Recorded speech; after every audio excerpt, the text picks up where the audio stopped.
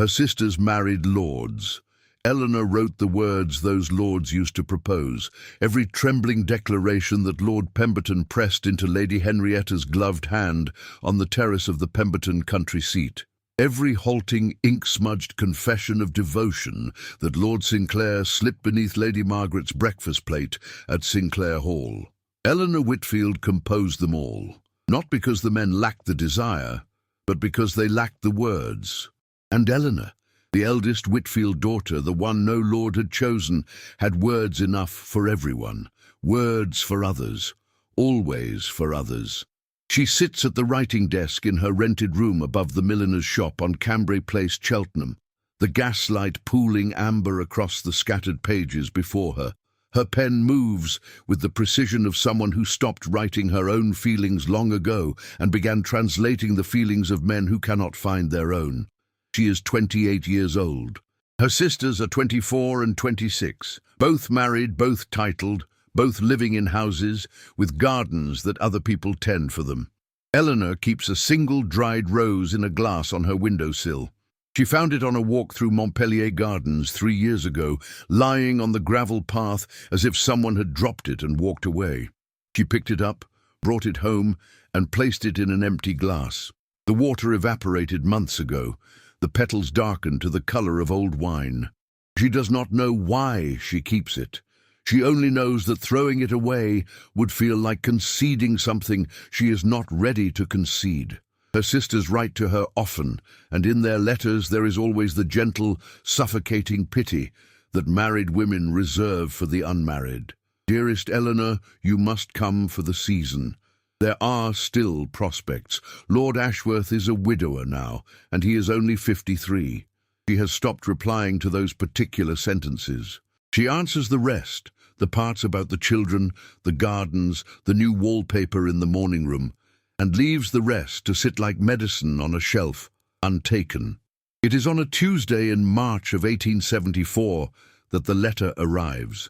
Not one of her compositions. This one is addressed to her, Miss Eleanor Whitfield, number 14 Cambray Place, Cheltenham, in a hand she does not recognize. The penmanship is firm, unhurried, the letters formed with the kind of certainty that comes from years of writing things that mattered.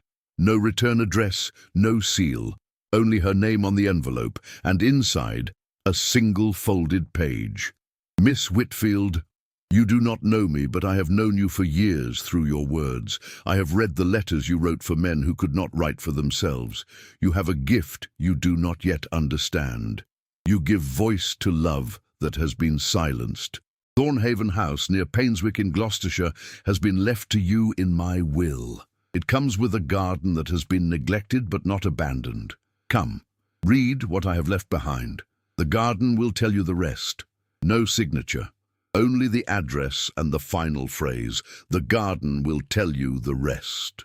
Eleanor reads the letter 3 times. She holds it beside the dried rose on the windowsill and studies the handwriting the way she studies all handwriting, for what it reveals beneath the words. The pressure is even.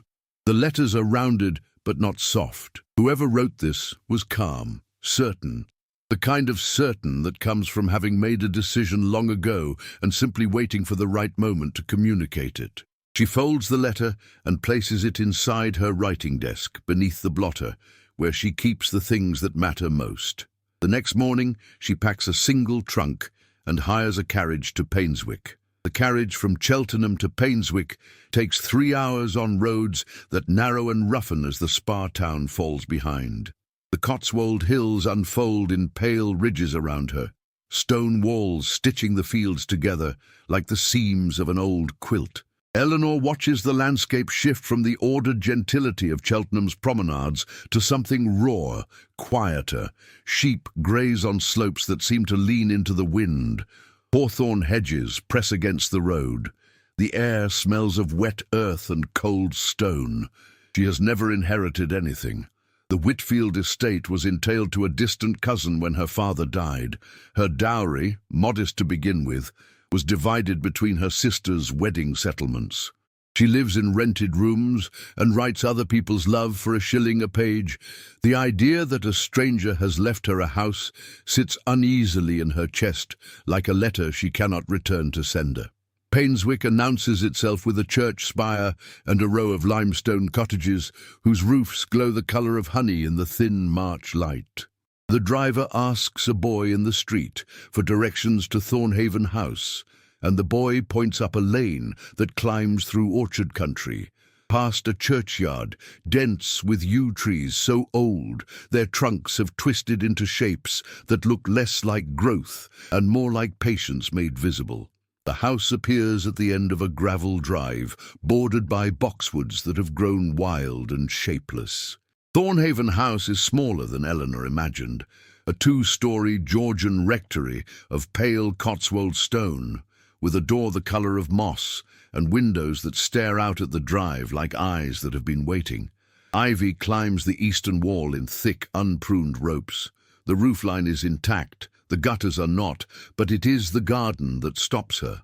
She steps down from the carriage and stands on the gravel and looks at what was once clearly a garden of extraordinary beauty. Raised beds run in symmetric rows from the house to a low stone wall at the property's edge. Rose canes, dead and blackened, twist through a trellis arch that has sagged to one side. A stone fountain stands dry in the centre, its basin cracked, filled with dead leaves and the skeletal remains of a clematis that once climbed the pedestal. Somewhere beneath the tangle of bindweed and couchgrass and goosegrass, there are paths, borders, structure, the bones of something that was loved and then left to die. Eleanor sets her trunk inside the front door and walks through the house. The rooms are furnished but frozen, sheets draped over the furniture, a thin film of dust on every surface, the smell of cold fireplace ash and lavender sachets that long ago lost their scent. A sitting room with watercolours on the walls. A kitchen with copper pots hung in a row above a cold range. A bedroom with a quilt still on the bed, as if the last person to sleep here expected to return. She finds the writing desk in the study. It is a mahogany secretaire, its surface covered in a fine layer of dust, its drawers locked. But the lock is old, and the key is in the top drawer of the side table, tucked beneath a folded handkerchief. Eleanor turns the key, and the front panel drops open like a mouth that has been holding its breath for years. Inside, stacked in bundles tied with cotton ribbon, are letters, dozens of them. The paper is cream-coloured, faded at the edges, some of it spotted with foxing. The envelopes are unsealed. None of them bear stamps. None of them bear addresses. Each one is simply marked in the same firm, unhurried handwriting she recognizes from the letter that summoned her here, with 2 words, "My love." She pulls the first letter from the first bundle and unfolds it. "My love, the roses are blooming early this year. I thought of you when I saw them, which is not remarkable, because I think of you when I see everything. But the roses made me stop in the garden and stand there like a woman who has forgotten how to move. The petals are the colour of the wine we never shared. I cut 3 stems and put them in a glass on my desk. And now I am writing to you as if you might read this, and I know you will not, and I am writing anyway. Is that love, do you think, to speak to someone who cannot hear you? Or is it merely the habit of a heart that has forgotten how to be silent? I do not know. I only know that the garden is beautiful, and you are not here, and I am writing to you instead of either of those things being different." Eleanor reads the letter twice. She reads it a 3rd time.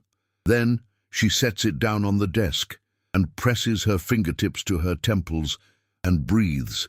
The handwriting is the same. The woman who wrote these letters is the woman who wrote to her, the woman who left her this house, the woman who read Eleanor's ghost-written love letters and saw something in them, some echo of her own unsent words, and decided that Eleanor should inherit not just a house and a garden, but a story. She does not know the woman's name. She does not know who my love was, or why the letters were never sent, or why a stranger would leave her everything. She knows only that the first letter made her chest ache in a way she has not felt in years, and that the garden outside is dead, and that the letters are alive, and that she cannot leave tonight. She lights the fire in the study.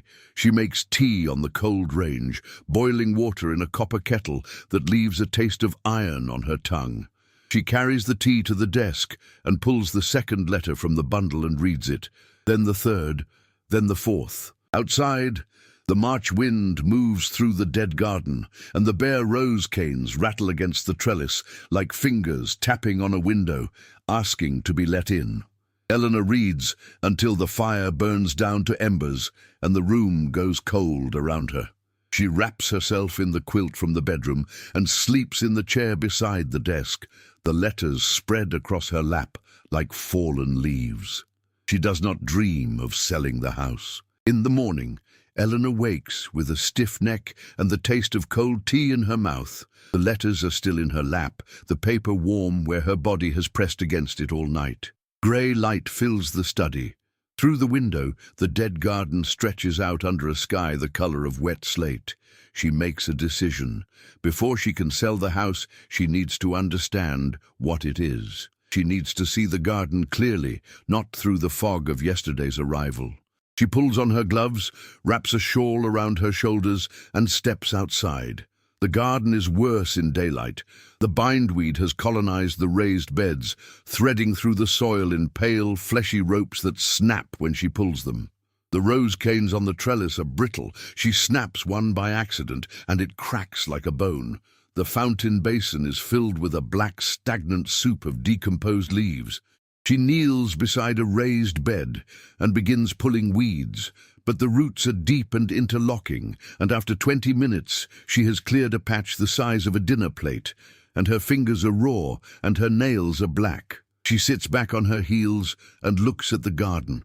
At the scale of it, the years of neglect, the sheer stubborn persistence of the growth that has swallowed every cultivated thing, and feels the first cold edge of something that might be despair.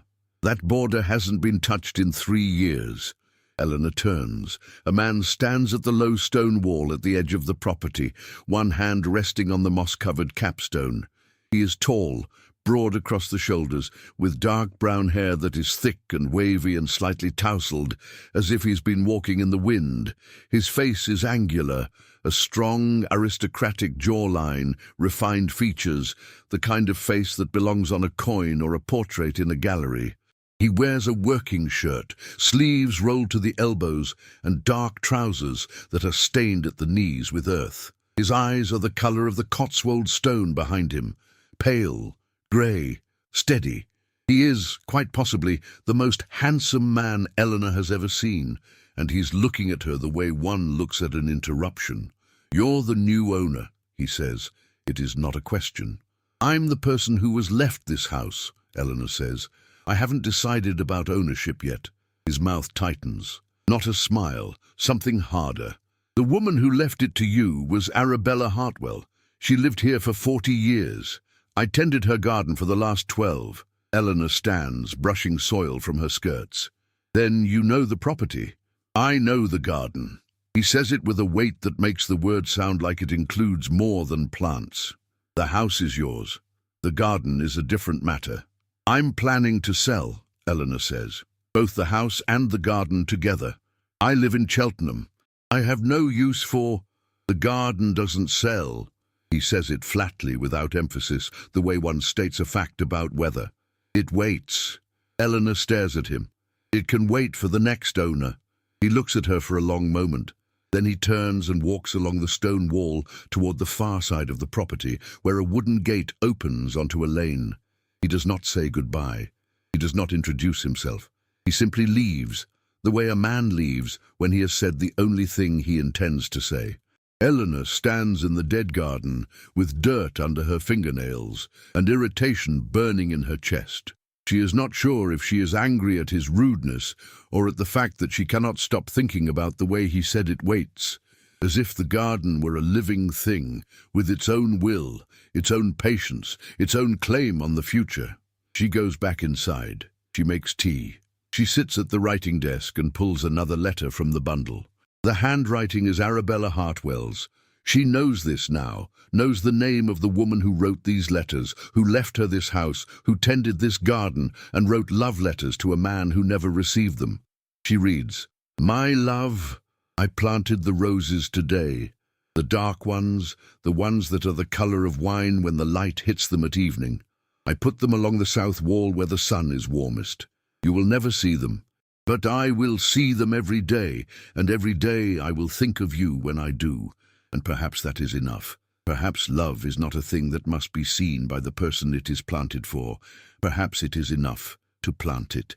Eleanor sets the letter down. Her hands are trembling, not from the cold. She looks out the window at the garden, at the dead rose canes on the trellis, at the bare south wall where something once grew and does not grow anymore. And she thinks of the man at the wall, the gardener, and the way he said it waits with the voice of someone who has been waiting himself. That afternoon she goes back to the garden to continue pulling weeds. Near the stone wall, half buried in the grass, she finds a piece of paper. It is small, folded once, smudged with earth. She picks it up and unfolds it. The handwriting is firm, unhurried. The letters are rounded, but not soft. It is a note, a fragment really, in the same hand as Arabella Hartwell's letters. But this note is not addressed to my love. It is addressed to a name, Sebastian. And the note says, "The garden is yours to tend now. Do not let the roses die." Eleanor folds the note and puts it in her pocket. She looks toward the lane where the man disappeared. She does not know who Sebastian is, but she knows, with the certainty of someone who reads handwriting for a living, that the woman who wrote these letters and the woman who wrote that note are the same person. The gardener is connected to Arabella Hartwell. The gardener is Sebastian, and the garden is not waiting for just anyone. It is waiting for him. He returns the next morning. Eleanor is at the kitchen table with a cup of tea and the fifth letter from the bundle when she hears boots on the gravel. She looks up. He is standing on the path between the house and the garden, his hands in his pockets, his expression unreadable. "You found the note," he says. Eleanor had left it on the kitchen table beside the bread. She did not expect him to know. "I found it. I dropped it yesterday when I was leaving." He pauses. "It wasn't meant for you. It was meant for Sebastian," Eleanor says. "Is that you?" He looks at her. The morning light catches his face, and for the first time she notices the lines at the corners of his eyes, not from age, but from weather, from squinting into sun and wind. He is perhaps 35, perhaps older. It is difficult to tell with men who spend their lives outdoors. "Yes," he says, "my name is Sebastian." He does not offer a surname.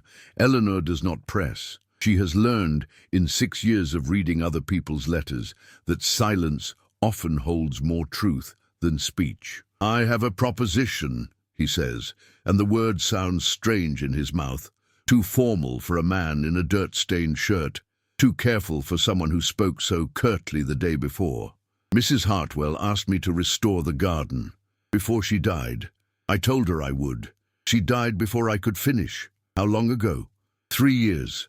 3 years. The garden has been untended for 3 years. The bindweed, the dead roses, the cracked fountain. All of it is the result of 3 years of waiting, of Sebastian not finishing what he promised. "I will restore the garden," he says, 60 days. If at the end of 60 days you still wish to sell, I will buy the house from you at a fair price." Eleanor sets down her tea. "You want to buy the house?" "I want to finish the garden. The house comes with it. And if I don't wish to sell, then you keep the house and the garden." He pauses. "But the garden becomes your responsibility, not mine." Eleanor studies him. She's not naive. She has spent 6 years listening to men explain what they want while meaning something else entirely.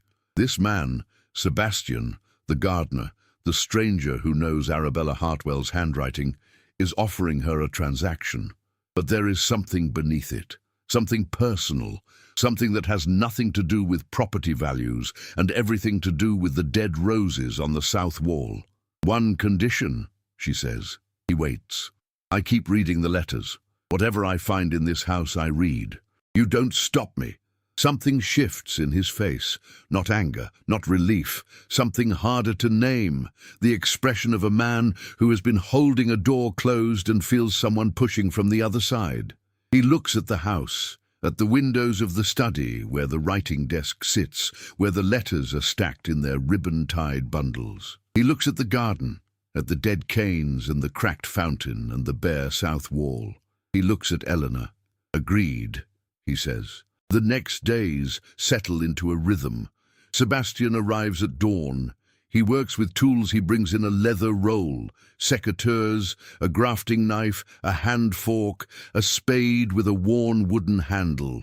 He does not speak unless spoken to. He does not explain what he is doing or why.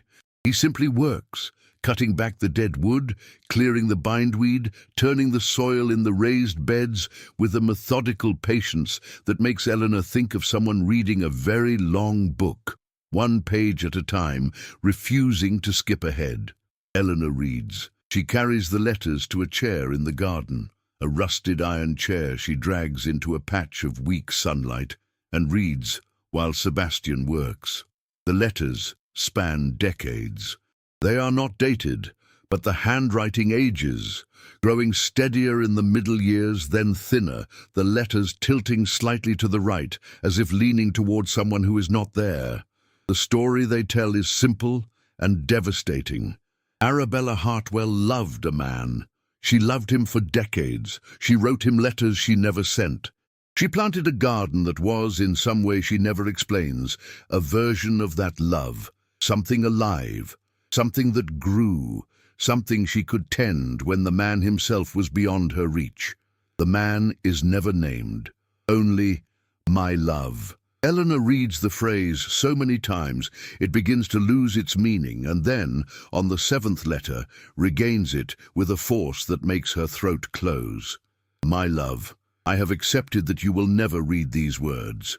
I have accepted that the garden I plant for you will never be walked through by you, that the roses I tend will never be cut and placed in a vase on your desk, that the seasons will turn and I will grow old, and you will grow old, and we will do so in separate houses, separate lives, separate gardens.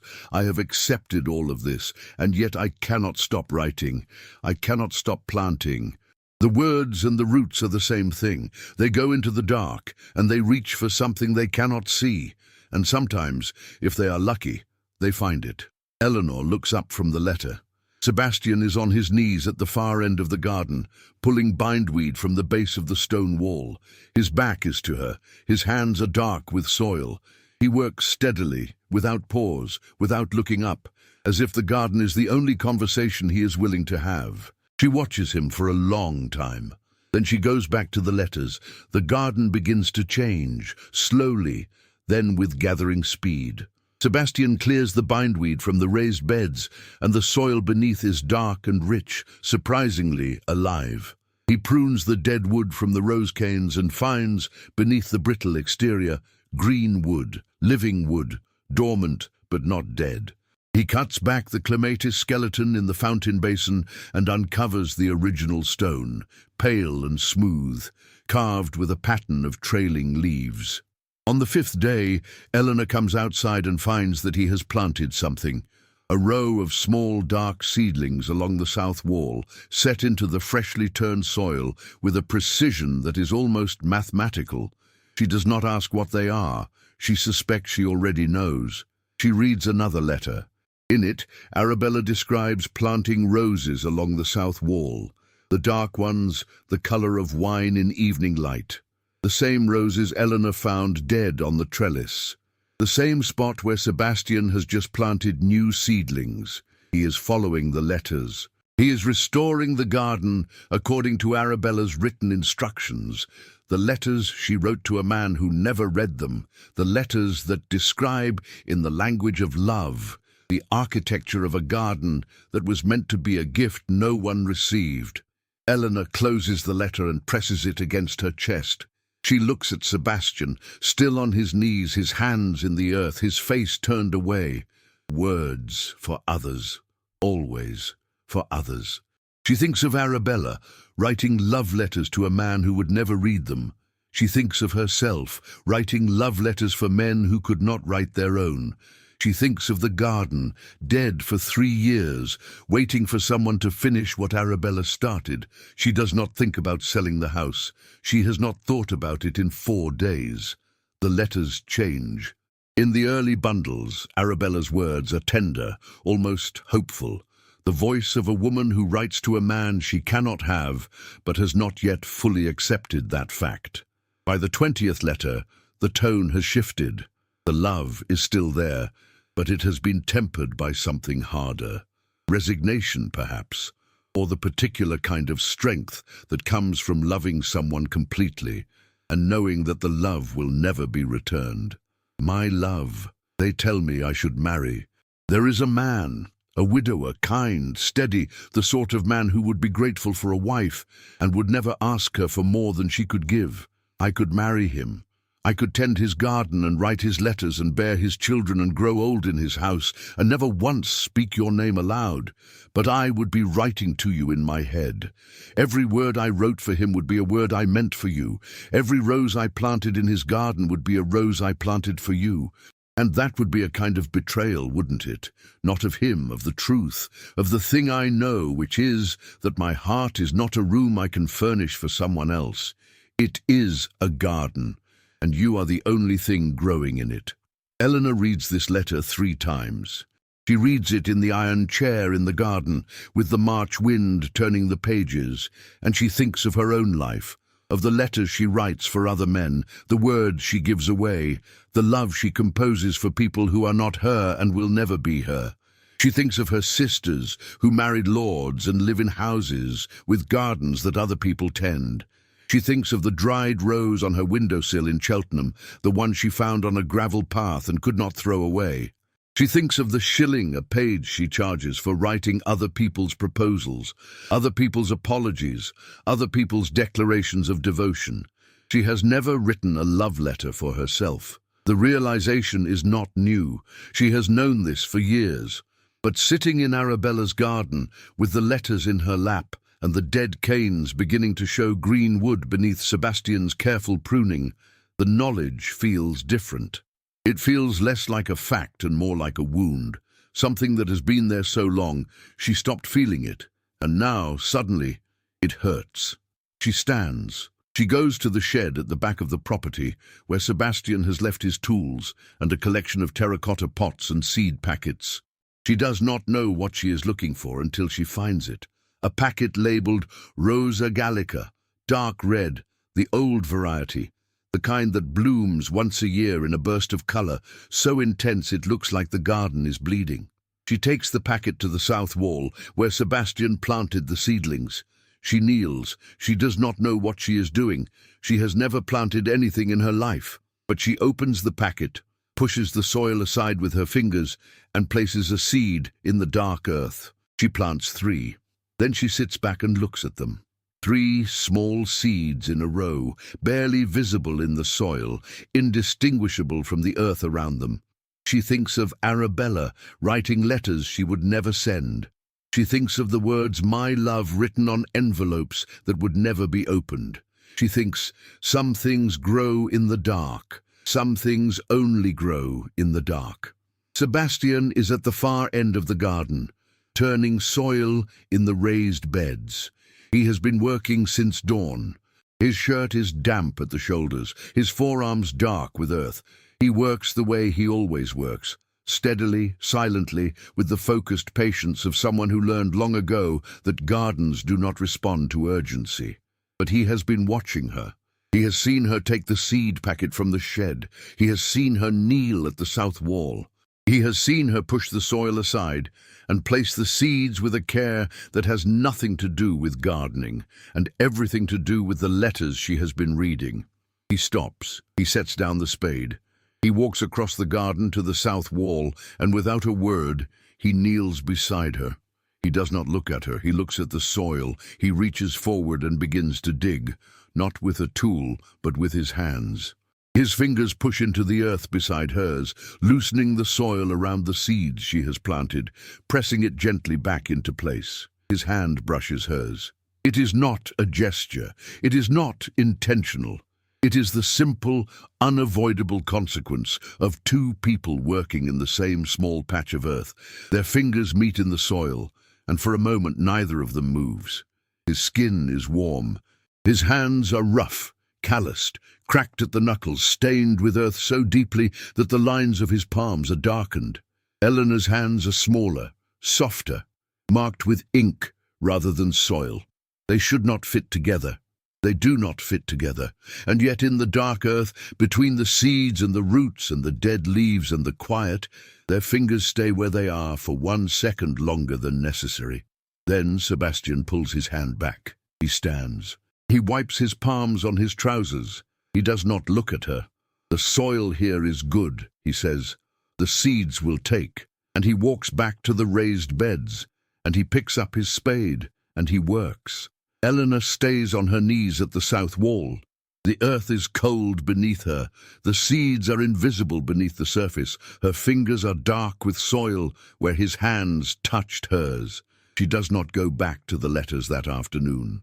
She sits in the iron chair and watches him work, and she thinks about the fact that the most powerful duke in England, because she knows now, she has known since the second day, when the postmistress in Painswick mentioned the Duke of Ashbourne's name with the casual reverence that villagers reserve for local deities, is on his knees in a dead garden, planting roses for a woman who is not Eleanor, following instructions written by a woman who is not Eleanor in a house that does not belong to Eleanor. And yet his fingers stayed. She finds the letter on the 14th day. It is not in the writing desk. It is in a box beneath the floorboard of the closet in the bedroom, a tin box, the kind that once held biscuits, tarnished with age. Eleanor finds it by accident, reaching for a loose board, and the box falls out with a sound like a dropped stone. Inside, there is a single letter. It is different from the others. The handwriting is the same. Arabella's firm, unhurried script, but the tone is not. This letter is not addressed to my love. It is addressed to a name. Edmund, I am writing this to you because I cannot send it, and I cannot not write it. And these two facts have defined my entire life. You are married. You have been married for 41 years. You have children. You have grandchildren. You have a life that was built without me, and continues without me, and will end without me. And I have watched all of it from this garden, from this house, from this desk where I write letters to you that you will never read. I planted the roses for you, the dark ones, along the south wall. I planted them the year your son was born, your heir, the boy who would become the Duke. I thought, if I cannot give you a child, I will give you a garden. And if you never see it, then at least the earth will have felt my hands, and the roses will have known they were loved, and that will have to be enough. It is not enough. It has never been enough, but it is what I have. Your grandson tends the garden now. He comes in the mornings, before anyone in the village is awake. He thinks I don't know, but I see him from the window. Sebastian, with your jaw, your hands, your way of standing in the wind, as if it is speaking to you, and you are trying to listen. He is like you. He will break someone's heart the way you broke mine, and he will not even know he has done it, unless someone teaches him otherwise, unless someone shows him that love is not a thing to be given only to the person who can receive it. Love is the garden. Love is the letter that is never sent. Love is the act of planting something in the dark and trusting that it will grow. I'm leaving this house to someone who understands that, not to Sebastian. He has his own properties, his own responsibilities, his own title to carry. I'm leaving it to a woman who writes love letters for strangers, because she is the only person I have ever encountered who knows what I know, that the words matter, even when no one reads them, that the love matters, even when no one returns it. The garden will tell her the rest. Eleanor reads the letter sitting on the bedroom floor, the tin box in her lap, the loose floorboard above her head. The light in the closet is thin and grey. She reads the letter twice, and the second time her hands are shaking. Arabella Hartwell loved Lord Edmund Carrington. Lord Edmund Carrington was the Duke of Ashbourne, the previous Duke, Sebastian's grandfather. He was married to another woman.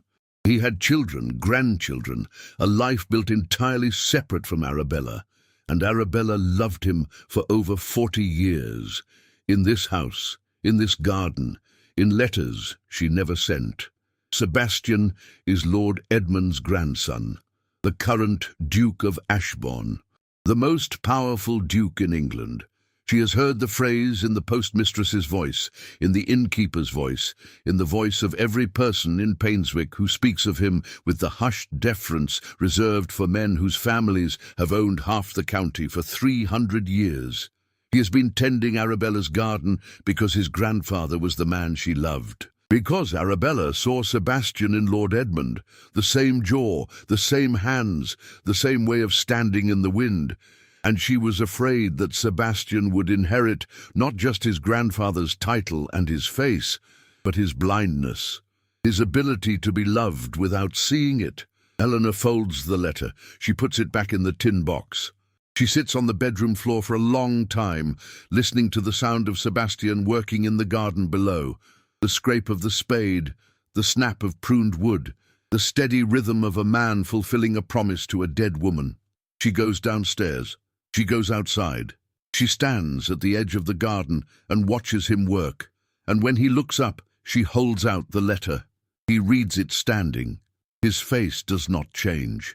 But his hands, the hands that are dark with soil, that touched hers in the earth 2 days ago, tighten on the paper. The edges crumple beneath his fingers. He reads it a second time. Then he folds it carefully along the original creases and hands it back. "She asked me to tend the garden," he says. His voice is flat, controlled, the voice of a man who has practiced holding himself still. "Before she died, I went to see her. She was in the bedroom, in the chair by the window. She could barely speak, but she said, 'Someone who knows the value of words must read what I wrote. I have left the house to her. Don't let the garden die.'" He pauses. The wind moves through the garden, stirring the bare canes, rustling the dead leaves. "I didn't know about the letters," he says. "Not then. I found them after she died when I came to clear the house. I read the first one and I couldn't—" He stops. His jaw tightens. The aristocratic line of it, the line that Arabella said was Lord Edmund's, hardens like stone. "I couldn't read the rest," he says. "I couldn't read my grandmother's love letters to my grandfather. It felt like intrusion," Eleanor says quietly. He looks at her. Something in his face shifts. A crack in the control, a flash of something raw beneath it. Recognition. That she understands. That she, of all people, understands what it means to hold someone else's love in your hands and feel the weight of it. "Yes," he says. "Intrusion." They stand in the garden, the letter between them, the dead roses overhead and the new seedlings in the soil, and the weight of a woman's 40-year love pressing down on the silence. Eleanor does not say, "She chose me." She does not say, "This isn't an accident." She does not say, "I think the garden was waiting for both of us." She says none of these things. She puts the letter in her pocket. She picks up the handfork from the bench. She kneels beside the south wall and begins to weed around the seedling she planted. After a moment, Sebastian kneels beside her. He does not speak. He picks up the trowel. He works. The garden grows around them in silence. She arrives on a Saturday, in a carriage that is finer than anything Painswick has seen since the Duke's last visit to the parish church. The carriage is dark green, lacquered, pulled by 2 greys whose harnesses jingle with the sharp, bright sound of money. It stops at the end of the lane, and a woman steps down. She is tall, fair-haired, perhaps 30, with the kind of beauty that comes from expensive dressmakers and uninterrupted sleep. She wears a travelling coat of charcoal wool with velvet trim, and her gloves are kid, and her boots are clean, and her face is arranged in an expression of controlled displeasure, as if the very act of being here has cost her something she intends to reclaim. Eleanor sees her from the garden. She's on her knees beside the raised beds, planting nasturtiums from a tray of seedlings Sebastian brought that morning, when the woman appears at the gate and looks at the garden, at the cleared beds, the pruned canes, the new growth along the south wall, with an expression that tightens by the second. "You must be Miss Whitfield," the woman says.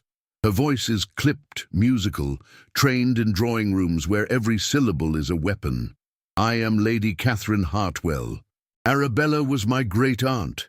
Eleanor stands, brushing soil from her hands. "I know who you were to her," she says. She does not know how she knows, but the letters have taught her to read people the way she reads handwriting, for what lies beneath. Catherine's eyes move over the garden. "I see someone has been working," she says. "The gardener." "Sebastian," Eleanor says, "and myself." "Yourself." Catherine's lips thin. "You've been here, what, 2 weeks? And you're already playing at gardener." "Oh, I'm not playing." "No! You're reading, aren't you?" Catherine's voice drops. The controlled displeasure cracks, and beneath it there is something Eleanor did not expect. Pain. Genuine, raw, unguarded pain. "You've been reading her letters." Eleanor does not answer, but her silence is answer enough. "Those letters are private," Catherine says. "They are family, they belong to the Hartwells, not to a stranger who was left a house by a woman she never met." "They were left with the house," Eleanor says. "In the writing desk, in the bedroom. She knew I would find them. She was old. She was alone. She was not in her right mind when she changed that will." Catherine steps closer. Her boots are spotless on the muddy path. "Miss Whitfield, I don't know what she told you or what you think you understand, but Arabella Hartwell was my great-aunt. I grew up in this house. I sat in that garden. I listened to her talk about the roses for hours while she was still alive. This property, this garden, these letters, all of it should have come to me." Eleanor looks at her. She thinks of the letters, of Arabella writing love to a man who never read her words, of the garden planted for someone who never walked through it, of the woman who chose Eleanor because she wrote other people's love and understood what it meant to give words to a feeling that would never be returned. She thinks of Catherine, who grew up in this house, who sat in this garden, who loved Arabella in the way that family loves, imperfectly, intermittently, with the casual assumption that there will always be more time. "She didn't choose you," Eleanor says. "It is not cruel, it is simply true, and she says it as gently as she can. She chose me. I don't fully understand why, but I don't think it was because she loved you less. I think it was because she needed someone who could read those letters and understand them in a way that I can't." Catherine's voice breaks. Not dramatically, just a hairline fracture, the kind that appears in stone before it splits. "I loved her. I was here every Christmas. I was here when she fell ill. I was here when she died. Where were you?" The question hangs between them. Eleanor has no answer. She was in Cheltenham, writing love letters for wool merchants and widowers, and she did not know Arabella Hartwell existed. "I will take this to court if I must," Catherine says. Her voice is steady again, the fracture sealed with the cold cement of determination. "The will is contestable. She was not of sound mind. And those letters, those are family property, Miss Whitfield, not yours to read." She turns. She walks back down the path. The carriage door closes. The greys move. The sound of the harness fades, and Eleanor is alone in the garden, with the weight of a claim that is not unreasonable, that is not cruel. That is simply the claim of a woman who loved her great-aunt and believed she should have been chosen. Sebastian appears at the corner of the house. He has been there, Eleanor does not know how long. His face is unreadable, his hands are dirty. He looks at Eleanor, and then at the drive where Catherine's carriage has disappeared, and then at the garden. He says nothing. "You heard," Eleanor says, "all of it." "And?" He's quiet for a long time. The wind moves through the garden. A blackbird sings from the yew tree at the corner of the property. 3 notes, repeated, like a phrase that cannot be finished. "She wanted you to read them," he says. "Don't stop now." He picks up his tools. He goes back to work. Eleanor stands in the garden, caught between two claims: Catherine's, which is born of blood and memory and years of presence, and Arabella's, which is born of ink and paper, and the belief that sometimes the person who understands your heart is not the person closest to you. She does not know what to do, but she goes back to the letters. The pieces are falling into place. Or are they? Tell me in the comments what you think is coming next. And if you haven't subscribed yet, now's the time. The best is yet to come. 47 days into the 60, and the garden is almost alive. The raised beds are cleared and planted. The fountain runs. Sebastian repaired the crack with lime mortar and a patience that borders on obsession, and now the water spills over the stone leaves in a thin, constant curtain that catches the light and throws it back in fragments. The trellis arch stands straight again, anchored with new posts, and the rose canes that survived the pruning have begun to leaf, small reddish shoots that unfurl in the morning sun like fists opening. Only the south wall remains bare.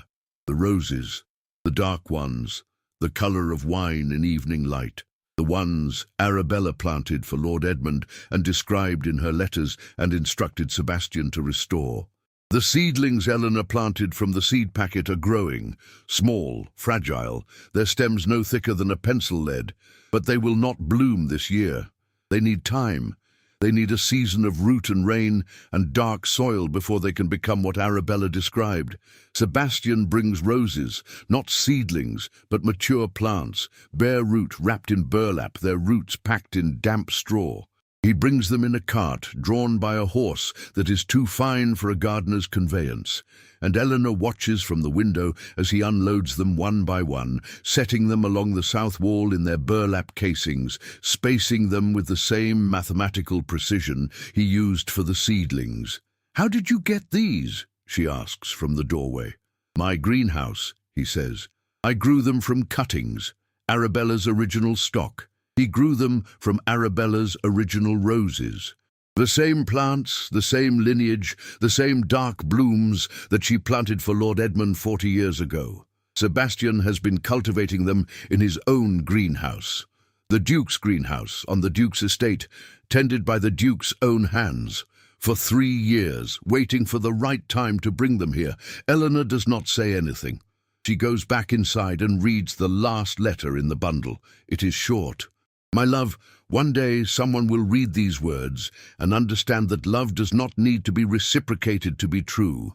It does not need to be received to be real. It only needs to be planted, in earth, in ink, in the heart of another person who recognizes it and carries it forward. That is what I have done. I have planted my love in this garden and in these letters, and I trust that someone will find it and read it and know that it was real. That is enough." Eleanor folds the letter and holds it against her chest. She can feel the rapid beat of her heart through the paper. That night, the sky changes.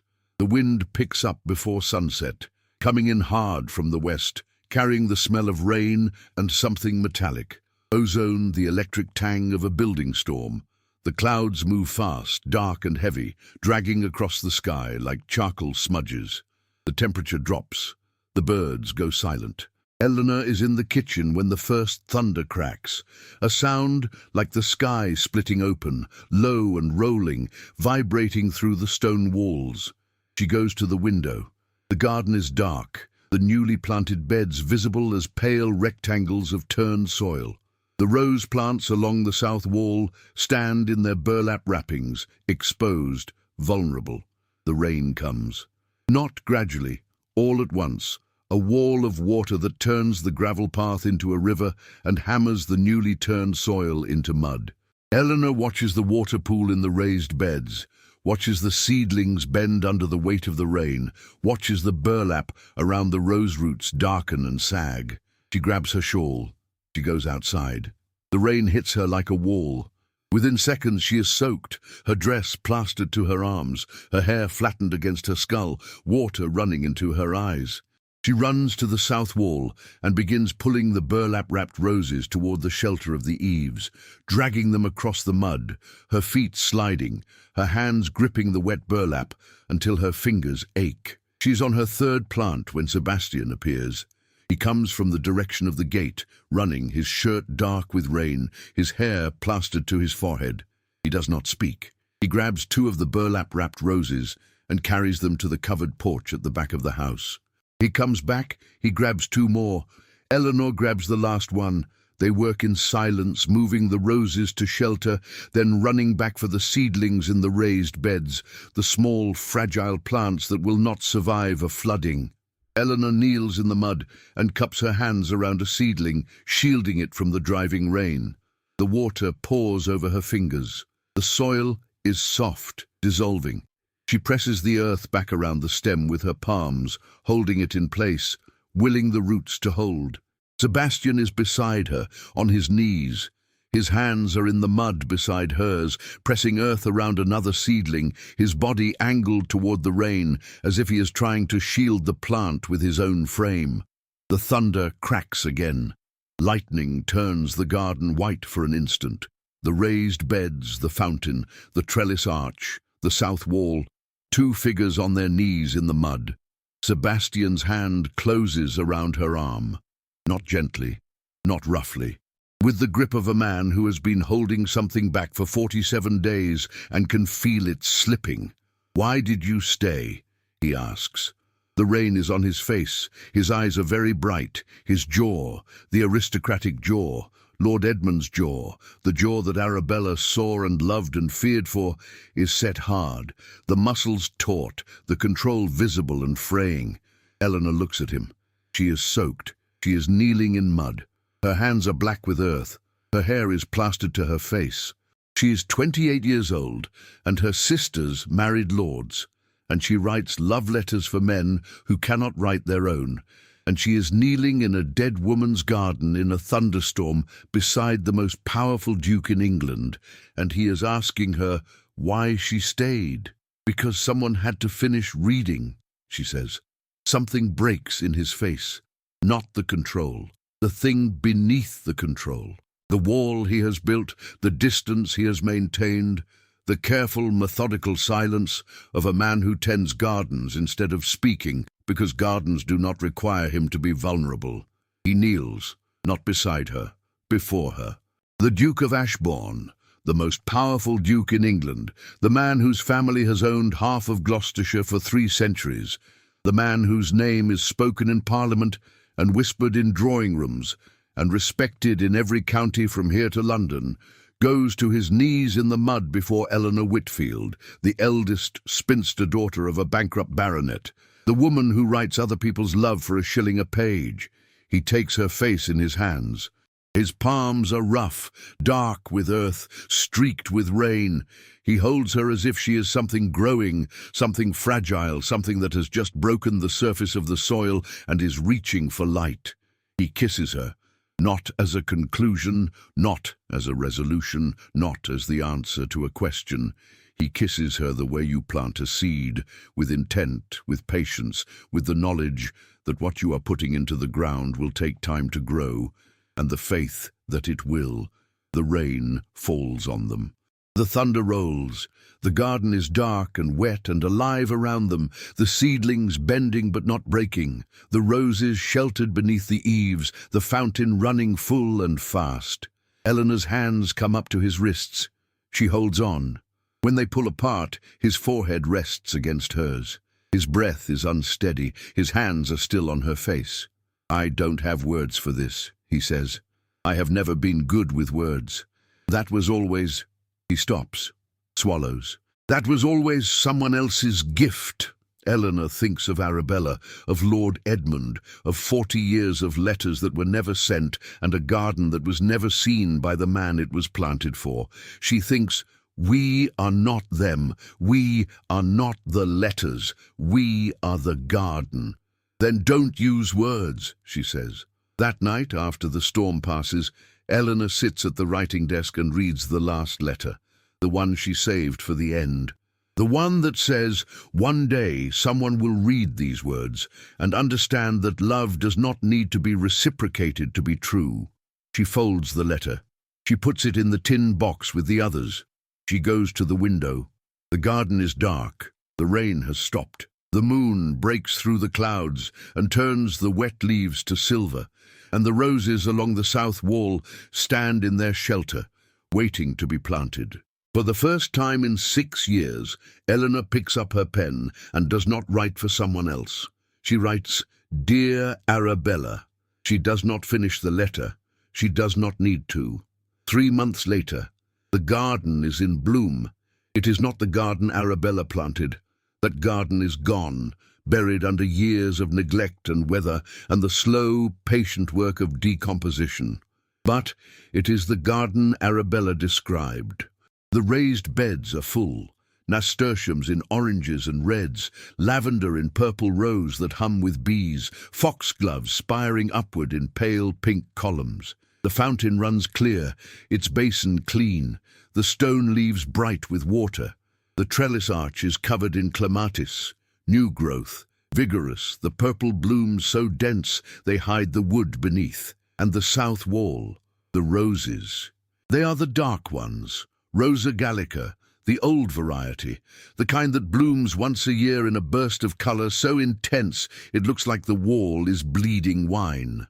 Arabella's stock, grown from cuttings by Sebastian's hands, planted in the same soil where the original roses grew 40 years ago. They are not full grown. They will take years to reach the height and density of Arabella's original planting. But they are blooming. Dark, heavy, fragrant blooms that open in the morning sun and fill the garden with a scent that is sweet and deep and old, like a memory that has finally been allowed to surface. Eleanor did not sell the house. She opened the gate. On the first Saturday of June, she unlocks the wooden gate at the front of the property and sets a hand-painted sign on the gravel path. Thornhaven Garden, open to visitors. She does not charge admission. She does not give tours. She simply opens the gate and lets people walk through. And they come. They come from Painswick, from Stroud, from Cheltenham and Gloucester and the villages between. They walk through the garden in pairs and small groups, touching the rose petals, leaning over the fountain, standing beneath the clematis arch. They do not know the story of Arabella Hartwell and Lord Edmund Carrington. They do not know about the letters, the 40 years of unspoken love, the garden planted for a man who never walked through it. They know only that the garden is beautiful, and that it feels, in some way they cannot articulate, like a place where something true has happened. The letters are in the glass house. Sebastian built it. A small Victorian-style glass house at the corner of the property, with cast-iron frames and panes of hand-blown glass that ripple with imperfections. Inside, the letters are displayed in glass cases, arranged chronologically, each one open to a page that Arabella chose, whether consciously or not, to be the one that represents the whole. The glass house is a museum, not of artifacts, but of feeling. A museum of love that was never sent, never received, never acknowledged, and was real nonetheless. A small brass plaque at the entrance reads, "The Letters of Arabella Hartwell." Love does not need to be reciprocated to be true. Lady Catherine Hartwell opens a tea room, not at Thornhaven, at the cottage next door, which she has leased from the parish. It is a small, modest establishment, serving tea and scones and Victoria sponge to the visitors who come to see the garden. Catherine runs it herself. She does not speak to Eleanor when she can avoid it, but she does not contest the will. She does not file a lawsuit. She bakes scones and pours tea and watches the visitors walk through her great-aunt's garden from behind a window that faces the south wall, where the roses are blooming. Eleanor does not know if this is forgiveness or simply exhaustion. She does not ask. She has learned from Arabella's letters that some things do not need to be named to be real. Sebastian comes every day. He arrives at dawn, as he always has, and tends the garden with the same quiet, methodical patience that Eleanor first observed in March. He prunes, he weeds, he checks the soil. He does not wear the dirt-stained working shirt anymore. He wears his proper clothes, the tailored coats and cravats that befit the Duke of Ashbourne, because there is no longer any reason to pretend he is simply a gardener. But he gardens, every morning, with his hands in the earth. Eleanor writes. Not other people's letters, her own. She writes at the mahogany secretaire in the study, with the window open to the garden and the scent of roses coming through the screen. She writes about the garden, about the village, about the people who visit and the things they say when they stand in front of the fountain. She writes about Arabella, reconstructing the woman's life from the letters she left behind. She writes about love, not the kind she has spent 6 years composing for strangers, but the kind that exists in the space between planting and blooming, in the patience of roots reaching through dark soil towards something they cannot see. She does not write about Sebastian, not yet. Some things are still growing. It is a morning in late June when she is in the garden, watering the roses along the south wall. When she hears footsteps on the gravel, she does not turn. She knows his tread, the weight of it, the rhythm, the way his boots sound on gravel versus soil versus stone. He comes up behind her. She feels his presence, the way you feel a change in the air before a storm, a shift in pressure, a warmth, a sense of something approaching. He holds out an envelope. Eleanor turns. Sebastian stands before her in a waistcoat of dark blue, with a cravat tied at his throat, his hair wind-tousled, his hands, the hands that have planted and pruned and dug and held her face in the rain, holding a single envelope. It is cream-colored.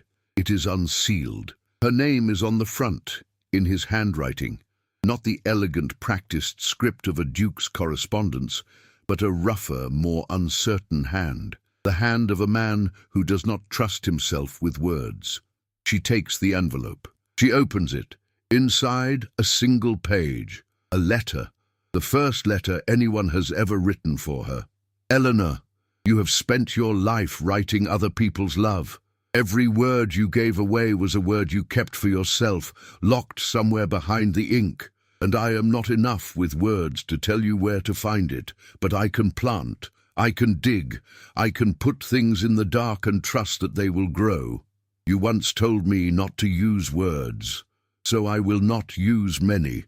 Only these: you're not the eldest spinster, you're not the woman no one chose, you are the woman who was chosen, by a stranger, by a garden, by the kind of love that does not ask permission, and by me. You spent your life writing other people's love. Now write ours.